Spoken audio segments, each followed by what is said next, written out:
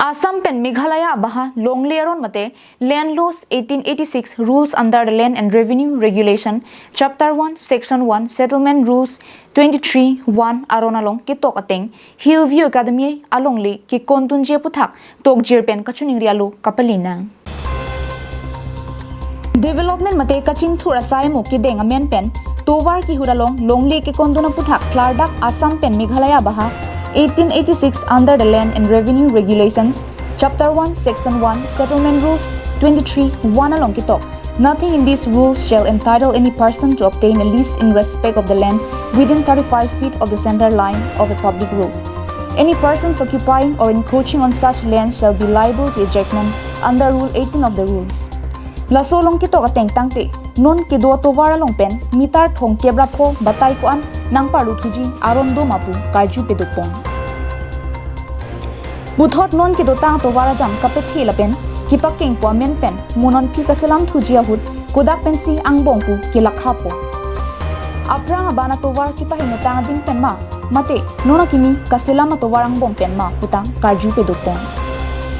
1886 pen Assam pen Meghalaya baha longle aron kitok Settlement Rules 23-1 larpen pami thu eploma jongsi pami thu eplopulote kumantu lapen koson pen lo klardak ki pachini ave tike tovar ki hulahut Hillview Academy longle kapikon ki de japhan sodak pen pachini itum Karbiang Long Autonomous District Council pan land apawar nang pilong liap apa yakong ipilo tibon seme hala so long lia yakong long ke iltum pan settlement apawar bang ave iltuman allotment power sinang picho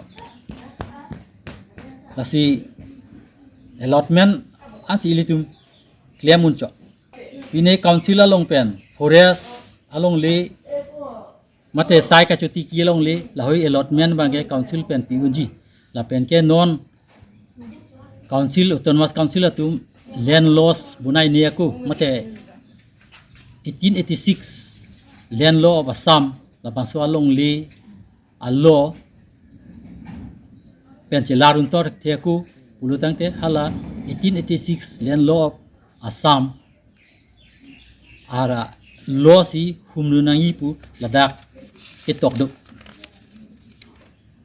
lasi elitum roadside land allotment apawar ke district council long ave lasi ave dia tamasi elitum bangke hala 1886 landlord of Assam halasi odunan ko po halasi lang dunan ko halasi tuai dunan ko longle kacharai kom marona tengpen kachini vekche phan right to information mate RITX surini ra phwa tengpen DPR along kipipon work order estimate of construction of road Hamren HVAC pen soil conservation tovar chekok thom mate tiniali Hillview Academy lapen Jirsong High School aphan pachini japhan arona tengpen tok jiralu kilong japan Rukasen Teron na himpen pachini pong la Hillview Academy a campus adung arai lombang ke kami claim inton thapusi kami claim atumhan pudun lo inton kok lo athema so alam mili pu yakong kithela pu pele ba kither ge hap la pu kali lawang so alam aphuthak executive engineer PW road division Hamren West Karbiang Long apanta tarik rehni June non la baswa cheklu 2024 arni alang lipanta neli application isipilo application da la hello patoiti penjongsi longle ki kontung dukok lote Guwahati High Court along anta Assam and Meghalaya land ekarona tengpen pate bogdam nang kokjiputa phirangkiang no Rukasen Teron pen lamthe jaidu nona madlabang solong lia baha tok jirpen kipachini ponke